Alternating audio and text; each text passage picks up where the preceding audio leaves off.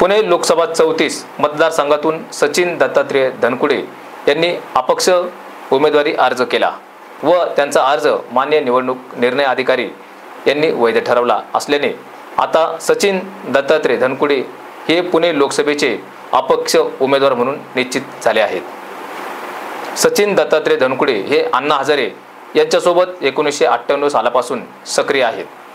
त्यांनी भ्रष्टाचार विरोधी जन आंदोलन माध्यमातून माहिती अधिकार आंदोलन, जन लोकपाल आंदोलन इत्यादी आंदोलने केली।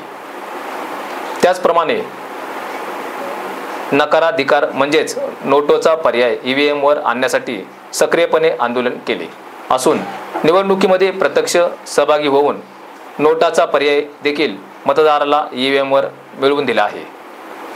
चेंज इंडिया फाउंडेशन, अखिल भुसारी कॉलनी विकास मंडळ व इतर अनेक सामाजिक संस्थांच्या माध्यमातून विविध उपक्रम ते राबवित असतात। पुण्यातील सर्वसाधारण मतदार नागरिकांना कोणत्याही राजकीय पक्षाचा आधार न घेता वर्षानुवर्ष सातत्याने सामाजिक कार्य करणाऱ्या सचिन दत्तात्रय धनकुडे यांना मतदान करावे असे आवाहन सचिन दत्तात्रय धनकुडे यांनी केले आहे।